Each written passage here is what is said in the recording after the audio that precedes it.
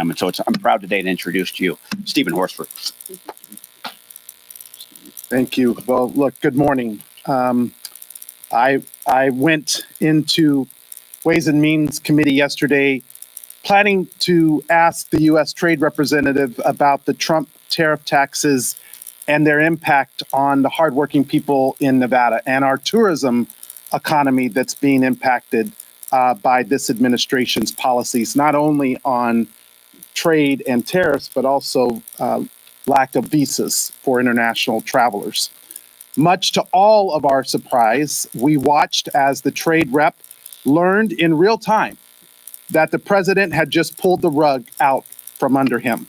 You know, I almost had a bit of empathy for him. But then I thought about the millions of Americans whose retirement, whose health savings accounts, whose savings for their children going to college had all been put in jeopardy. The look on his face said it all. Trump's billionaire friends like Elon Musk complained, Trump blinked, and the poor trade rep was on the hot seat. Given the shocking change in trade policy, I went on to ask why the trade rep hesitated to share this information. He spittered, he spattered, and he sheepishly claimed that he knew all along, while also saying he hadn't spoken to President Trump about it. So let's make sure we're all tracking. The trade representative hadn't spoken to the President of the United States about a global reordering of trade, and the President is out there announcing it on a post. Yeah, WTF. Who's in charge? Now, I fundamentally believe this shows the amateur hour of this administration.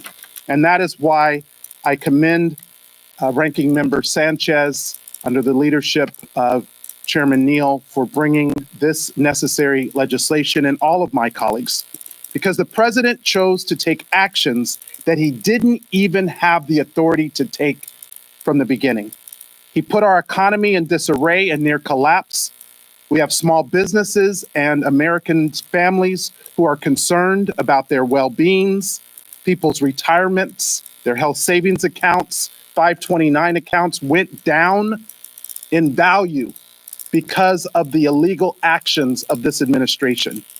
We have people who are planning to send their kids to college this fall, and we have people who are retiring whose benefits have declined. What about them, Mr. President? Ambassador Greer claimed this wasn't market manipulation. Are you kidding me? If it was a plan, if this was always a plan, then how is it not market manipulation? A bunch of billionaires just got richer and the American people got screwed.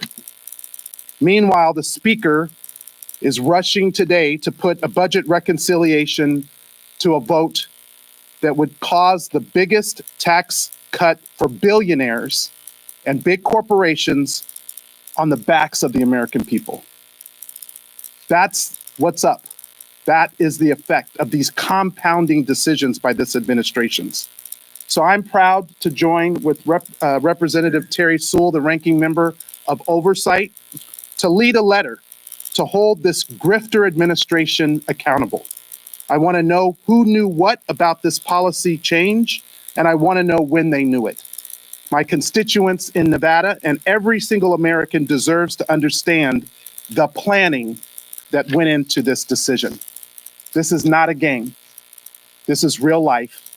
And that is why this legislation today is necessary, and a full inquiry into this process is necessary. So thank you to my colleagues on the Ways and Means Committee, and I will turn it back over to the ranking member, Ms. Sanchez.